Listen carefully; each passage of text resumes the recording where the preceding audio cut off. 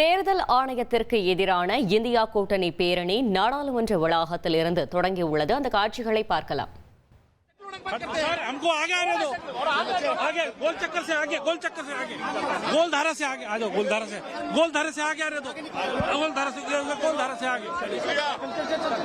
से आगे, गोल धारा के आगे चल आ गया, चल हाँ राम से. இது குறித்த கூடுதல் தகவலை செய்தியாளர் ரமேஷ்குமார் வழங்க கேட்கலாம். ரமேஷ்குமார் வணக்கம், கள தகவல்களை சொல்லுங்க.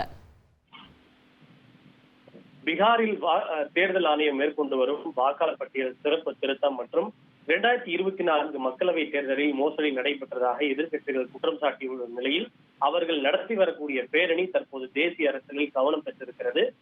பீகார் மாநிலத்தில் தேர்தல் ஆணையம் மேற்கொண்டு வரக்கூடிய வாக்காளர் பட்டியல் சிறப்பு திருத்தத்திற்கு எதிர்ப்பு தெரிவித்து வரும் எதிர்க்கட்சிகள் 2024 மக்களவை தேர்தல் மற்றும் மகாராஷ்டிரா சட்டப்பேரவை தேர்தல் உள்ளிட்டவற்றில் மோசடி நடைபெற்றதாகவும், அதாவது வாக்கு திருட்டு நடைபெற்றதாகவும் ராகுல் காந்தி குற்றம் சாட்டியிருந்தால் இந்த விவகாரத்தை கண்டித்து தற்போது எதிர்க்கட்சிகளின் சார்பில் நாடாளுமன்ற வளாகத்திலிருந்து தேர்தல் ஆணையம் நோக்கி ஒரு பிரம்மாண்ட பேரணி நடைபெற்று வருகிறது. இந்த பேரணியில் மக்களவை எதிர்க்கட்சி தலைவர் ராகுல் காந்தி, பிரியங்கா காந்தி, திமுக எம்பிக்கள், சமாஜ்வாதி கட்சியினுடைய தலைவர் அகிலேஷ் யாதவ் உள்ளிட்ட இந்தியா கூட்டணியை சார்ந்த அனைத்து எதிர்க்கட்சி எம்பிக்களும் இந்த பேரணியில் பங்கேற்றிருக்கிறார்கள்.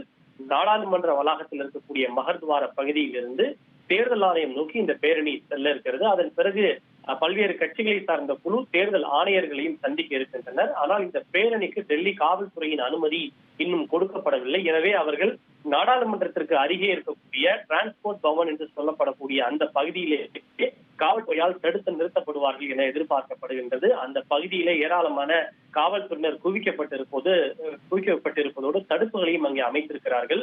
குறிப்பாக இந்த பேரணியில் ஈடுபட்டிருக்கக்கூடிய எதிர்க்கட்சி எம்பிக்கள் தங்கள் கைகளில் அந்தந்த மொழிகளில் பதாகைகளை ஏந்தியபடியும் பிரம்மாண்டமான பேனரை பிடித்தபடியும் அவர்கள் முழக்கங்களை எழுப்பி வருகின்றனர். குறிப்பாக ஓட் சோரி பந்த் கரோ, வாக்குகளை தடுத்து நிறுத்து, டெமோக்ரஸிக்கோ ஹத்யா கர்னா பந்த் கரோ, அதாவது ஜனநாயகத்தை கொலை செய்வதை தடுத்து நிறுத்து என்று ஹிந்தி, ஆங்கிலம் உள்ளிட்ட பிற மொழிகளில் எழுதப்பட்ட வாசகங்களை எழுதியபடி அவர்கள் இந்த பேரணியிலே இருக்கிறார்கள். இந்த பேரணி தடுத்து நிறுத்தப்பட்டாலும் அதன் பிறகு தேர்தல் ஆணையம் இந்த எதிர்க்கட்சிகளை சார்ந்த குழுவினருக்கு இன்று மதியம் 12:30 மணிக்கு அப்பாயின்மெண்ட் கொடுத்திருக்கிறது. எனவே தேர்தல் ஆணையத்துடைய அந்த அப்பாயின்மெண்ட்டை ஏற்று இந்த குழுவினர் சந்திக்கிறார்களா இல்லையா என்பது தெரியவில்லை. இருப்பினும் 30 பேருக்கு மட்டுமே அனுமதி என்று தேர்தல் ஆணையம் தெரிவித்திருக்கிறது. குறிப்பாக எதிர்க்கட்சிகள் சொல்லக்கூடிய இந்த விஷயம், பீகார் மாநிலத்தில் தேர்தல் ஆணையம் மேற்கொண்டு வரக்கூடிய இந்த எஸ்ஐஆர் என்று சொல்லப்படக்கூடிய வாக்காளர் பட்டியல் சிறப்பு திருத்தத்தின் காரணமாக 65 லட்சம் வாக்காளர்கள் தங்களுடைய வாக்குரிமையை இழந்திருக்கிறார்கள். இது பீகாரோடு நின்று விடாது. அடுத்து மேற்கு வங்க சட்டப்பேரவை தேர்தல் நடைபெற இருக்கிறது, அங்கேயும் இது தொடங்கும். தமிழக சட்டப்பேரவை தேர்தல் நடைபெற இருக்கிறது. இன்னும் பிற மாநில சட்டப்பேரவை தேர்தல் அனைத்திலும் இந்த எஸ்ஐஆர் நடவடிக்கை என்பது தொடங்கும். அது ஜனநாயகத்தை கொலை செய்கின்ற செயல், வாக்காளர்களுடைய வாக்களிக்கும் உரிமையை பறிக்கின்ற செயல்.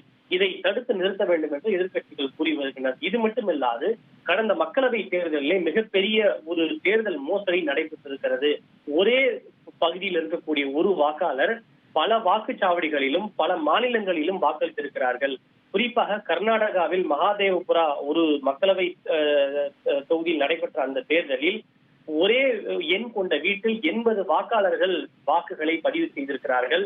பல வாக்காளருடைய முகவரிகளே இல்லை, வெறும் 0 என்று பதிவிடப்பட்டிருக்கிறது. இப்படி பல மோசடிகள் நடைபெற்றிருப்பதாக ராகுல் காந்தி குற்றம் சாட்டியிருந்தார். எனவே இந்த விவகாரங்கள் அனைத்தையும் கண்டித்துதான் தற்போது எதிர்க்கட்சிகள் ஒரே அணியாக ஒன்று திரண்டு இந்த பிரம்மாண்ட பேரணியை நடத்தி வருகிறார்கள். தகவல்களுக்கு நன்றி ரமேஷ்குமார். ட்ரெண்ட ஃப்ரெண்ட் ஆக்கிக்கோங்க. தந்தி டிவியின் சப்ஸ்கிரைபர்ஸ் அண்ட் ஃபாலோவர்ஸ் குடும்பத்துல நீங்களும் இணையுங்க.